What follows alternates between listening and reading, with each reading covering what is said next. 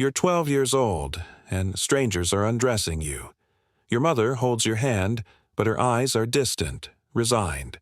Tomorrow, you'll share a bed with a man 3 times your age, and tonight, these women are preparing your body like merchants inspecting livestock before sale. Outside, you can hear your father negotiating the final terms, not of your happiness, but of your price. Your childhood ends at dawn. You don't know it yet, but you're already a widow in waiting, and the contract being signed in the next room has just made survival your only wedding vow.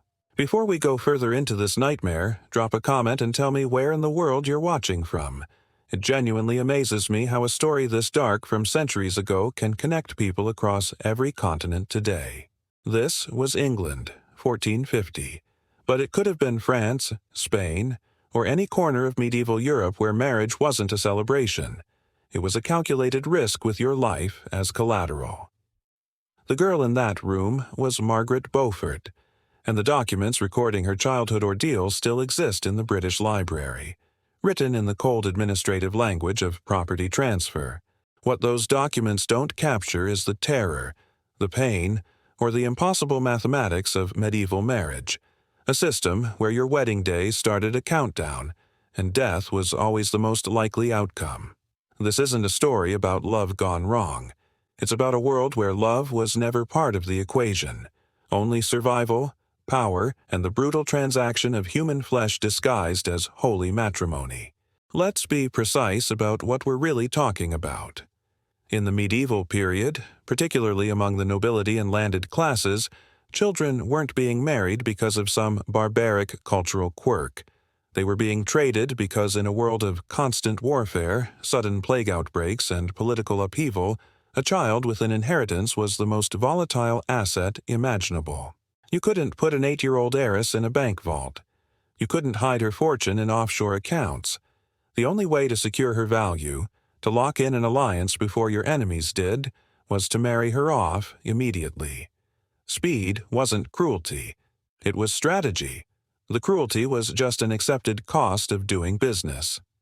Margaret Beaufort's case is so well documented it becomes a window into thousands of similar transactions that left only fragments in parish records. At 6 years old, she was married to John de la Pole. Read that again. 6 years old. The marriage was arranged by her guardian, the Duke of Suffolk, who controlled her vast inheritance and needed to secure it for his own family's benefit. Margaret herself had no voice, no comprehension of what was happening. To her, it might have been another confusing adult ritual, like being dressed up for church. To the men around her, it was a chess move, one they'd soon regret. 3 years later, the political winds shifted. The Duke fell from power, and suddenly Margaret's first marriage became inconvenient. So they simply dissolved it, erased it, as if you could unmake a wedding the way you'd cancel a dinner reservation. She was 9 years old and already a discarded wife.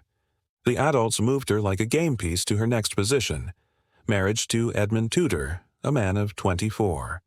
Margaret was 12. Here's where the already horrifying story crosses into something almost unwatchable.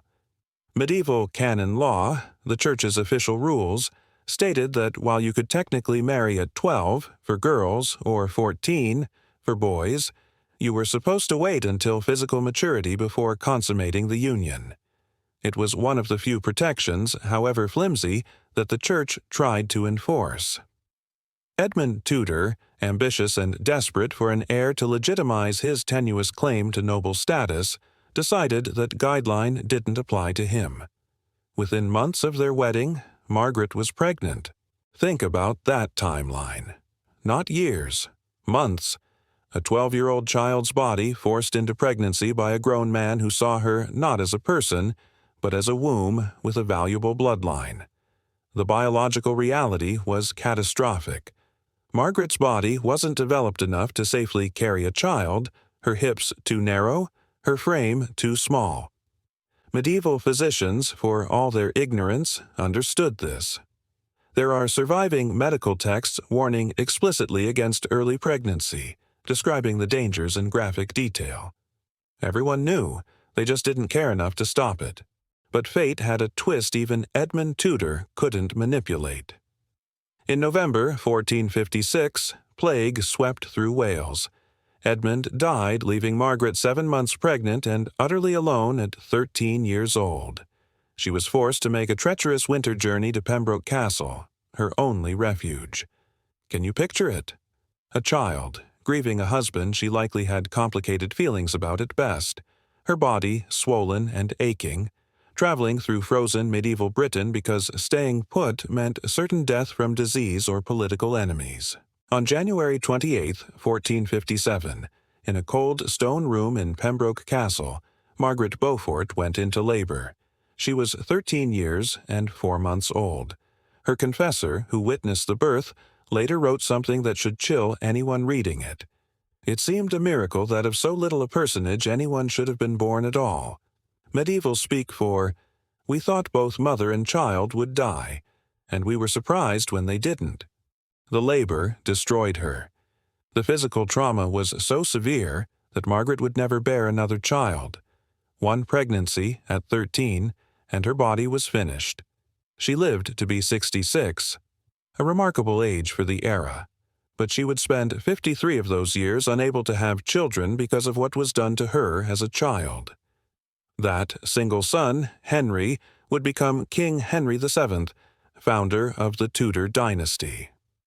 The price of that dynasty was Margaret's childhood, her fertility, and very nearly her life. And here's what makes this story so much worse. Margaret Beaufort was lucky. She survived. She had resources, access to the best medical care available in 1457, which admittedly was barely better than educated guesswork. Most girls in her situation died, either in childbirth or from infections afterward. The statistics are almost impossible to believe. Modern historians estimate that in medieval Europe, somewhere between 1 in 3 to 1 in 5 women died from pregnancy-related causes. Let that sink in. Your odds of surviving motherhood were worse than a soldier's odds of surviving a medieval battle. Every pregnancy was Russian roulette. And medieval women didn't get pregnant once or twice. If you survived your first birth, your husband expected you to get pregnant again immediately. And again. And again. It was your duty, your purpose, the only reason many of these marriages existed. Eleanor of Aquitaine, one of the most powerful women in medieval history, survived 10 pregnancies. 10 times she rolled the dice. Most women faced between 8 and 15 pregnancies over their lifetime. Each one was a potential death sentence. The medical practices didn't help. They made things actively worse. Medieval birthing protocol included bloodletting during labor, because apparently when you're already bleeding, the solution is to drain even more blood. They used uncomfortable birthing chairs designed to speed up delivery, which often resulted in catastrophic tearing and injury. They had no concept of sterilization, so infections spread like wildfire. And if something went wrong, if the baby was breech, if there were complications, there was almost nothing they could do except pray and hope. But wait, what if you survived the wedding night, survived childbirth, survived the constant threat of disease and your husband's legal right to beat you? Surely then you could find some measure of peace, some partnership in the daily grind of medieval life? Not even close, because the legal system that allowed child marriage and forced pregnancy had one more nightmare in store: the complete erasure of your legal identity the moment you said, "I do." It was called coverture, and it was the law across medieval Europe. Under coverture, a married woman ceased to exist as an independent legal person. She became, in the eyes of the law, an extension of her husband. Every right, every scrap of independence absorbed into his identity. She couldn't own property. Even the dowry her family bankrupted themselves to provide now belonged to him. She couldn't sign contracts, couldn't make legal agreements, couldn't testify in court without his permission, couldn't run a business in her own name. If she inherited land from her father, her husband controlled it. If she earned money, he owned it. She was a legal ghost. walking through life with no official existence beyond wife of. But the truly sinister part of coverture wasn't just the loss of financial independence. It was the doctrine of reasonable chastisement, a legal principle that gave husbands the explicit right to physically discipline their wives. And reasonable was a horrifyingly flexible term. Court records from the period show cases where husbands were cleared of abuse charges for beating their wives with rods as long as the rod was no thicker than a thumb. This is likely where the phrase rule of thumb originated, not from some practical measurement but from a legal standard for acceptable domestic violence. This wasn't abuse in the shadows. This was abuse protected, sanctioned, and facilitated by the law. A woman had no recourse, no escape. Divorce was nearly impossible, controlled entirely by the church, which granted annulments only in extraordinarily rare circumstances. Usually when a powerful man wanted one, never when a suffering woman needed one. You couldn't leave. You couldn't fight back. The law guaranteed your husband near total power over you, and if you resisted, you were the one breaking social and legal norms. Which brings us to the darkest evolution of this system. Because if a husband had absolute legal power, if he controlled his wife's body, her money, her very existence, what happened when a husband with that much power wanted to get rid of a wife who'd become inconvenient? Henry VIII didn't invent spousal murder. He just perfected the legal framework for it. When Catherine of Aragon, his first wife, failed to produce a male heir, Henry broke with the entire Catholic Church to annul his marriage. That was radical, unprecedented, and caused a religious crisis across Europe. But when Anne Boleyn, his second wife, also failed to give him a son, Henry didn't bother with annulment. He upgraded to execution. The charges against Anne were adultery, incest, and treason. The evidence was practically fabricated, a collection of rumors, forced confessions extracted through torture, and the testimony of men who knew refusing to cooperate meant their own deaths.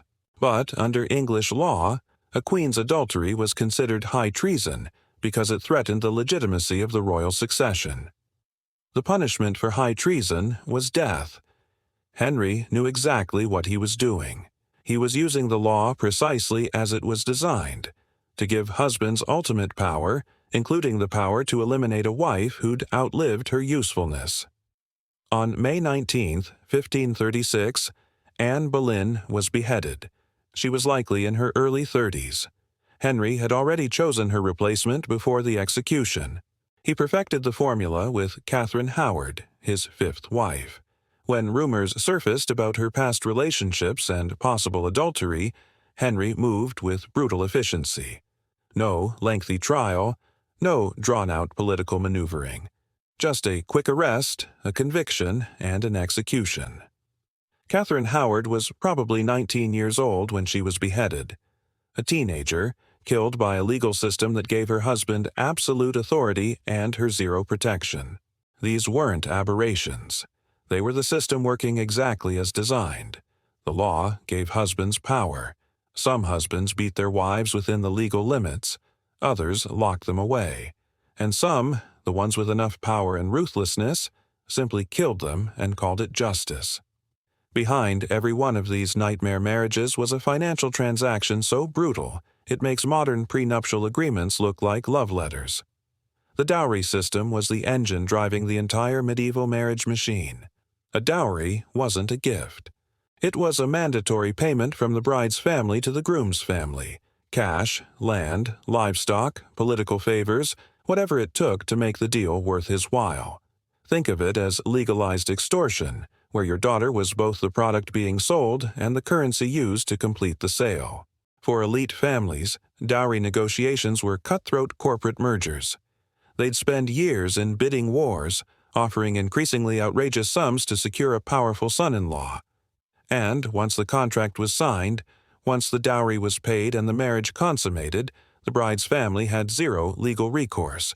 If the husband turned out to be abusive, neglectful, or squandered the fortune, too bad. The money was his now. The daughter was his property, and the family was stuck with the debt they'd taken on to afford the dowry in the first place. If you couldn't afford a good dowry, Your daughter's options collapsed. She could remain unmarried, social death in medieval society. She could enter a convent, which often required its own dowry to the church. Or she could marry so far beneath her social station that she'd drag the family's reputation down with her. The pressure was immense, and it bankrupted families for generations. This wasn't love. This was human trafficking with a priest's blessing.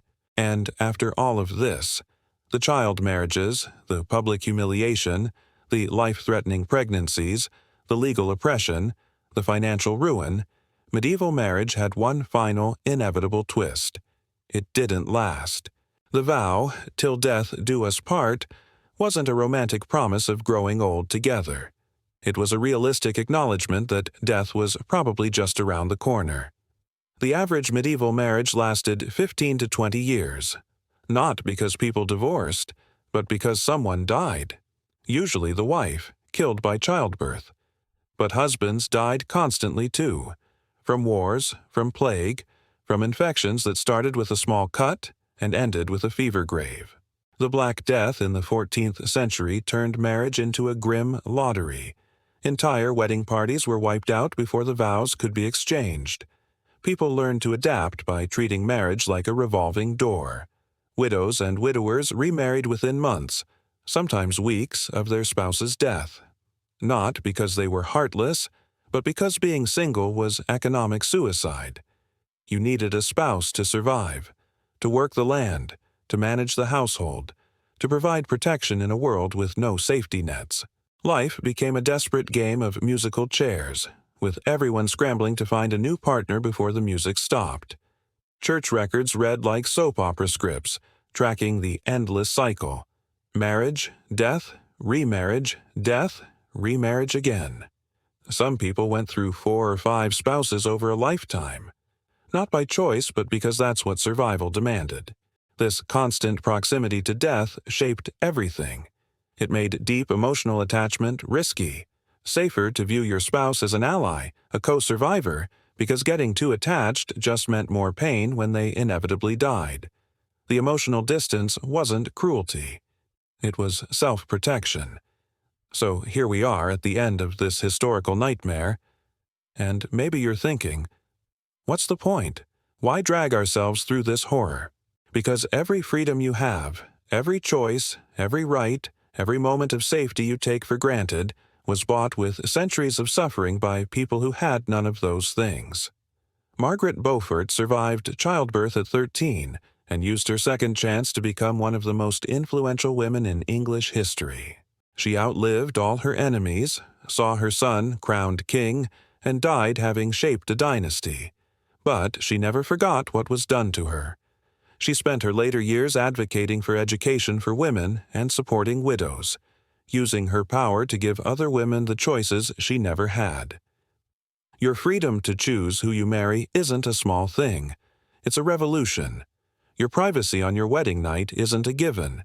It's a hard-won privilege. Your body's safety during pregnancy isn't guaranteed by history. It's guaranteed by modern medicine that medieval women would have seen as miraculous. The law protecting you instead of oppressing you isn't natural. It's the result of centuries of women fighting and dying for recognition as human beings.